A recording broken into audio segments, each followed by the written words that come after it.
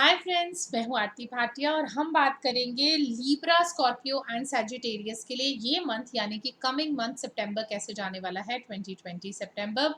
और आपको मैं बता दूं कि एक गुड न्यूज़ है कि बहुत सारे प्लैनेट्स जो ट्रांजिट में रेट्रो चल रहे थे, specially Venus, specially Jupiter and Saturn, वो अब डायरेक्ट होने वाले हैं। जुपिटर 13 को डायरेक्ट होंगे और सैटर्न 28 को होंगे। साथ ही साथ राहु और केतु जो है वो अपनी ट्रांजिट में चेंज लेकर आएंगे और वो बहुत जो चेंज है वो बहुत ज़्यादा एक इम्पैक्ट रखता है, क्योंकि राहु केतु ऑलमोस्ट 18 मंथ्स के बाद चेंज लेते हैं ट्रांजिट में।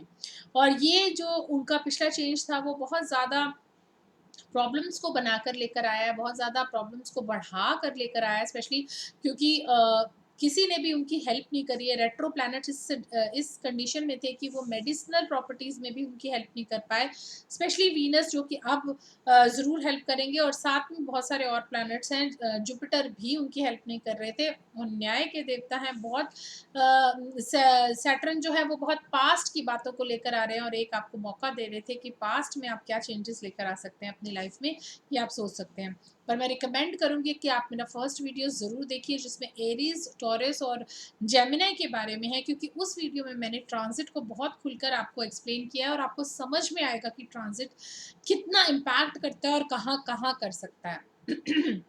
इस वीडियो में मैं टैरो के साथ आपको जो है एस्ट्रोलॉजिकली बताने वाली हूँ कुछ ट्रांजिट के चेंजेस के साथ कि ये मंथ जो है वो आपके लिए कैसे जाने वाला है लीब्रा, स्कॉर्पियो एंड सैजिटेरियस के लिए। चलिए बात करते हैं। और साथ ही साथ मैं आपको रिक्वेस्ट करूंगी कि आप मेरे वीडियोस को लाइक, शेयर एंड सब्सक्राइब करना मत भूलिएगा friends. Please subscribe my channel because it is your channel also and we are a family. Thank you so much for always loving me and giving me such appreciation. Libra की बात करते हैं। Libra में देखिए कुछ changes आ रहे हैं जो मैं देख सकती हूँ, क्योंकि स्पेशली जब राहु केतु चेंज होंगे तो वो राहु जो है वो आपके 8th हाउस में जाएंगे और केतु जो है वो आपके जाएंगे सेकंड हाउस में। केतु का सेकंड हाउस में जाना मैं उतना स्कॉर्पियो में मैं इतना अच्छा या बुरा नहीं उसे मेंशन कर रही हूँ। हालांकि ये एनलाइटमेंट का एक प्लैनेट है जो बहुत ज़्यादा एनलाइटमेंट देता है, सोच देता है, लोनलीनेस देता है, ट्रांसफॉर्मेशन देता है। पर राहु का 8th हाउस में जाना इतनी डीप ट्रांसफॉर्मेशन देगा जो कि आप लेना चाहते थे बहुत टाइम से पर आपकी हिम्मत नहीं हो रही थी, या आप बहुत सारी चीज़ों को सोच रहे थे। अब राहु की एक क्वालिटी है, अगर आप इसे बहुत नेगेटिव सोचेंगे तो वर्स्ट ऑफ द नेगेटिव होने लग जाएंगे, और अगर आप पॉजिटिव सोचेंगे तो बहुत ज़्यादा पॉजिटिव आपको इम्पैक्ट आने लग जाएगा। 8th हाउस में राहु कोई एक सीक्रेट नॉलेज देता है, चाहे वो ओकल्ट से रिलेटेड हो, चाहे वो किसी रिसर्च से रिलेटेड हो, चाहे वो किसी साइंटिफिक मेथड से रिलेटेड हो। वो इतना फाइन, इतने फाइनर मूवमेंट, इतनी फाइन नॉलेज, इतनी फाइन सीक्रेट्स बताएगा आपको आपके सब्जेक्ट का कि आपको कभी और ज़रूरत ही नहीं पड़ेगी किसी और सीक्रेट की, क्योंकि वो इतना अच्छा सिखा सकता है आपको।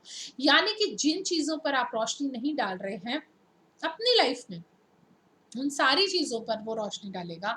अगर वो पढ़ाई है, कोई स्किल है, कोई रिलेशनशिप के इश्यूज़ हैं, तो वो उन सभी पर रोशनी डालेगा। और उसकी रोशनी डालने से जो, हालाँकि इसे शैडोई प्लैनेट कहते हैं, धुंध, सब कुछ धुंध-धुंध में दिखाएगा। इनिशियली तो बिल्कुल ऐसे लगेगा कुछ समझ ही नहीं आ रहा।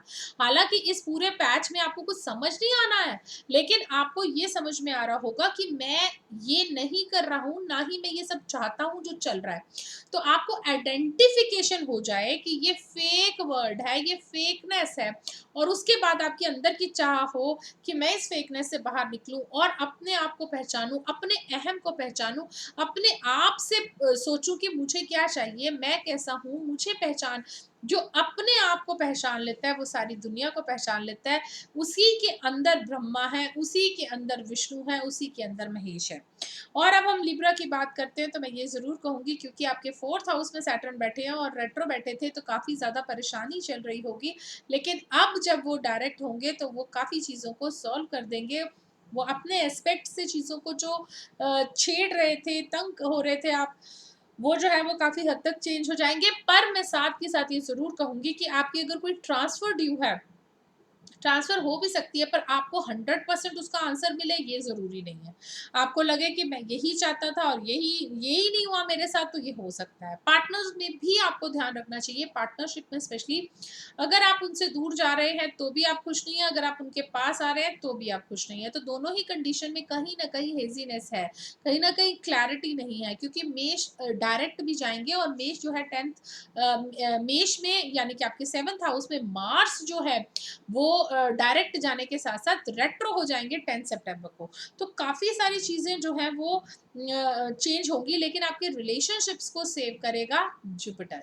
रिलेशनशिप्स को सेव करेगा, आपकी पार्टनरशिप को, आपके स्पाउस की पार्टनरशिप को भी सेव करेगा जुपिटर। हालाँकि कुछ टिफ हो सकती है, पर 13 के बाद से जुपिटर जो है वो आपको काफ़ी हद तक जो है प्रोटेक्ट करेगा। 10 टू 13 10th 11 12 13 ये 4 डेज़ हैं जो आपको बहुत केयरफुल रहना है, स्पेशली रिलेशनशिप को लेकर। So you need to be very careful. आपके 12th हाउस में सन जाएँगे तो आपको मिड ऑफ द मंथ के बाद जाएँगे तो थोड़ा-सा आपको ब्रंट फ़ील हो सकता है, स्पेशली जब बुध भी वहाँ पर होंगे। तो आप अपनी सोच को, अपनी एक्सप्रेशंस को उसी हिसाब से करिएगा। हाँ, लेकिन अगर आप फ़ॉरेन से रिलेटेड कोई भी इश्यूज़ लेकर बैठे हैं तो वो सॉल्व हो जाएँगे, स्पेशली अगर आपकी कोई कर्ज़ा झगड़ा वहाँ से चल रहा है तो ज़रूर सॉल्व होगा, वो आपके लिए फ़ेवर में ही जाएगा। लिब्रा में खुद से वीनस जो है वो कैंसर में जाएँगे और धीरे-धीरे लिब्रा की तरफ जा रहे हैं, आपके लगन की तरफ जा रहे हैं, जो आपको अच्छा लगेगा। 28th को ये लियो में जाएँगे, जब ये लियो में जाएँगे लिब्रन्स आपके लिए बहुत ही अच्छा टाइम होगा, क्योंकि आपको लग्ज़रीज़ मिलेंगी, प्रॉस्पेरिटी, प्रोग्रेस, प्रमोशंस मिलेंगी, बहुत ज़्यादा अमाउंट में पैसा मिलेगा और उसके साथ-साथ अगर आपका कोई लव अफेयर है तो वो आपको सिरे चढ़ जाएगा, यानी कि आप उसमें शादी भी कर सकते हैं और अपने पार्टनर की खुशी के साथ आप कर सकते हैं। देखिए ये क्या है, एसेस ऑफ पेंटिकल्स। तो आपके लिए पैसों से रिलेटेड बहुत इश्यूज नहीं है, मैंने आपको पहले कहा कि पैसों से इश्यूज नहीं है। फॉरेन से रिलेटेड जो भी इश्यूज हैं वो सॉल्व होंगे, न्यू अपॉर्चुनिटीज भी मिलेंगी। इमोशनल ड्राम फ्रस्ट्रेशन जरूर है, क्योंकि आपके काम को लेकर कहीं ना कहीं आपने बहुत मेहनत की हुई है और आपको ऐसा लगता है कि ये ट्रांसफर नहीं हो रही या ये फलाना सा काम मेरा हो नहीं रहा। थोड़ी सी पेशेंस रख लीजिए, आपकी पेशेंस जो है वो पे करेगी, फिर आपकी विशेस जो है वो फुलफिल होंगी। So you need to be little more careful and that is going to be good at this moment. If you need to compromise on anything or on any subject, I think you need to do that, and that is going to be wonderful for you. You need to share also. Sharing would be caring for you at this moment, and आपकी innocence अगर बरकरार रहती है सबके साथ तो आपके लिए इससे बड़ी बात कुछ हो नहीं सकती है। अपने आप में सोचिए, नो नथिंगनेस में सोचिए, यानी कि नथिंग इज देयर, सिर्फ एक है, वो ईश्वर है।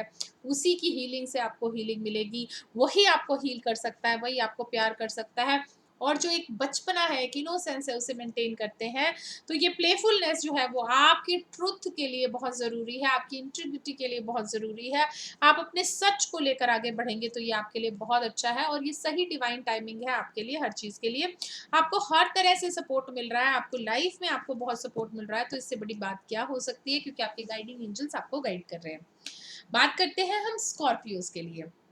स्कॉर्पियो के लिए मैं आपको बता दूं कि आपके लगन में एक बहुत ही बड़ा प्लैनेट आने वाला है, यानी कि केतु, और आपके 9th हाउस में 7th हाउस में आपके सामने से राहु आ जाएंगे और वो आपके पार्टनर के हाउस में, स्पाउस के हाउस में, और आपके जो लाइफ पार्टनर के हाउस में भी हैं और कहीं पार्टनर्स के लिए भी हैं। तो राहु कहीं वहां जाकर जो बातें आपने नहीं सोची हैं उन पर बहुत ज़्यादा धुंध दिखाएगा, इनडिसाइसिवनेस दिखाएगा। तो आपको अपने रिलेशनशिप को सेव करना है, रिलेशनशिप में क्लैरिटी लानी है, जो चीज़ नहीं चाहिए उसके लिए आपको बोलना है, वोकल भी होना है शायद। और आपके 10th हाउस मतलब 10th में अब इस समय सैटर्न चल रहा है तो आपके 3rd हाउस में है और उसकी एक दृष्टि जो है वो आपकी पढ़ाई पर भी पड़ रही है। हालांकि अभी तक रेट्रो चल रहे थे तो आपके अपने पे चल रही थी तो बहुत लेजीनेस आ रही थी, डिसिप्लिन खत्म हो रहा था, जो कि उसके बेसिक ट्रेड्स हैं। सैटर्न की एनर्जी है हार्ड वर्क एंड डिसिप्लिन, वो खत्म हो रहा था, आपको ऐसे लगता था लेजीनेस है आपके बॉडी में, वो अब सब खत्म हो जाएगी और आगे आने वाले टाइम में आपको काफ़ी ज़्यादा उसमें ग्रोथ दिखेगी। क्योंकि देखिए आपके पढ़ाई भी बढ़ेगी और आपको पढ़ने भी पड़ेगा, पढ़ना अच्छा भी लगने लग जाएगा। जो नॉलेज राहु ने आपको एक सीक्रेट नॉलेज या ऑकल्ट की नॉलेज या कोई एक ऐसा पैशनेट चीज़ आपको दे दी है जिसके लिए आप पैशनेट हैं, जो एक ऐसा सब्जेक्ट है जो आप कर सकते हैं, जो आप करना भी चाहते हैं, आगे भी उसमें आपके फ्यूचर बन सकता है।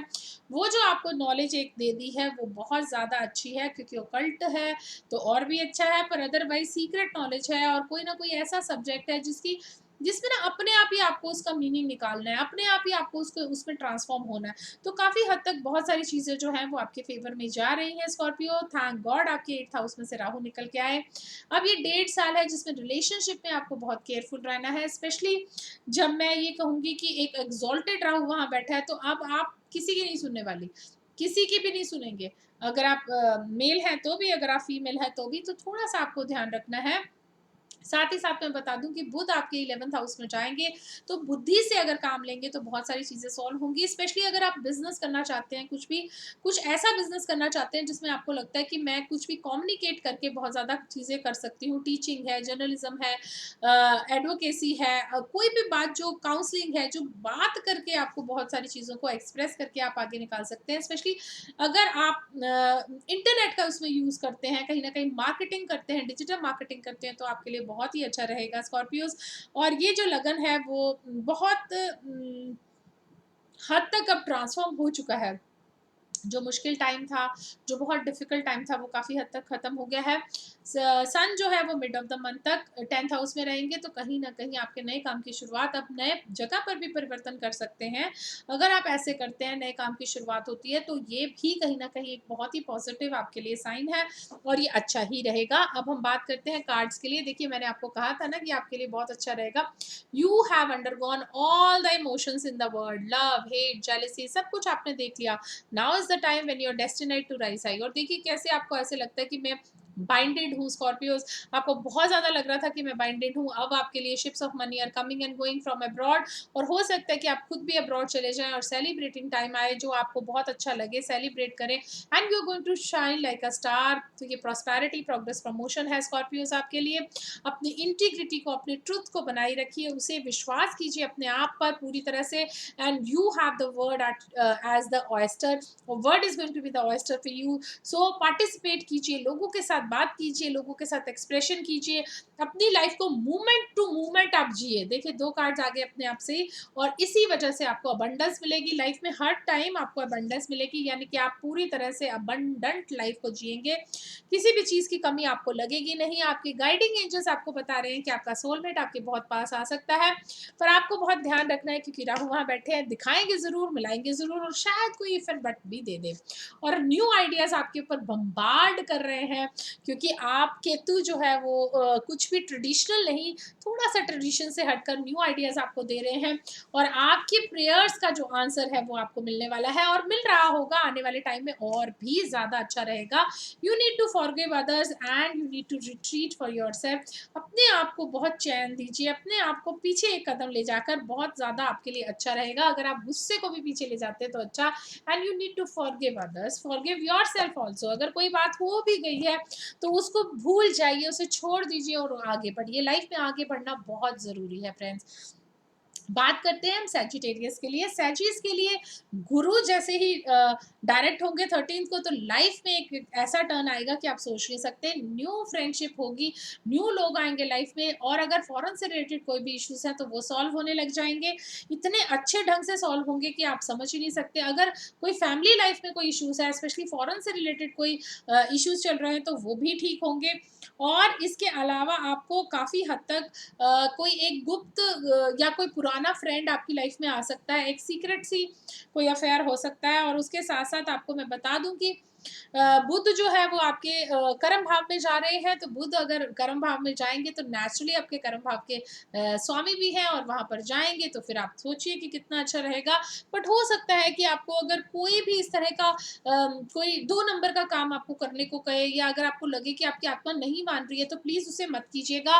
फैमिली लाइफ में थोड़ा सा स्टेबिलिटी आएगी, थोड़ा सा चैन आएगा। आर्गुमेंट ज़रूर हो रहे हैं, अपने आप से भी हो रहे हैं, और फर्स्ट 13-14 डेज तो आपको ऐसे लगेगा कि बस मैं स्लीपलेस नाइट्स हैं, मुझे कुछ समझ नहीं आ रहा और सब कुछ खराब हो गया, लेकिन उसके बाद जैसे ही लवर की एंट्री होगी तो आपकी लाइफ में एक बहुत चैन, पीस, एक रिलीफ मिलेगा और ये जो लवर है वो आपको काफ़ी हद तक काफ़ी ज़्यादा प्यार करने वाले हैं। क्वीन ऑफ पेंटिकल्स है, आप खुद भी अर्न कर सकती हैं, बहुत अच्छा अर्न करेंगी। कुछ कन्फ्यूजन रहेगी अर्ली स्टेजेस पर रिलेशनशिप को लेकर, पैसे को लेकर भी शायद कुछ कंफ्यूजन रहे, पर धीरे धीरे ये सब दूर हो जाएगा। Sudden abrupt changes are going to come in your life which are actually blessing in disguise. One chapter of your life will end, another will begin. देखिए कैसा मजेदार बात है कि एक चैप्टर आपकी लाइफ का खत्म हो रहा है और नया चैप्टर बिगिन हो रहा है, और ये बहुत अच्छा चैप्टर है। और स्पेशली मैं आपको बता दूं, एक से ज्यादा ऑप्शंस हैं आपके पास, आप उसे यूज कर सकते हैं। So you are going to celebrate like this and it is beautiful. So you are going to celebrate Sagis. That is the time under sun जब आपको साइलेंस में भी बहुत आवाज सुनाई दे रही है। ये साइलेंस भी देखिए, पिक्चराइजेशन कीजिए, साइलेंस में भी कितना चैन है, और साइलेंस में जो आवाज आ रही है वो आपको न्यू विजन दे रही है, न्यू पर्सपेक्टिव दे रही है लाइफ के लिए, और ये न्यू विजन और न्यू पर्सपेक्टिव आपको काफी आगे तक लेकर जाएगा। आपके गाइडिंग एंजल्स कह रहे हैं कि आपको ट्रस्ट करना है। You need to have faith in yourself, you need to have faith in universe. This is going to guide you, universe is going to help you, and you need to trust for the new beginning. So there is a beautiful new beginning in your life which we all have been waiting for, and it is going to be most wonderful friends. मैं आपको ज़रूर request करूंगी कि आप मेरे videos को like, share and subscribe ज़रूर कीजिएगा friend. Thank you so much.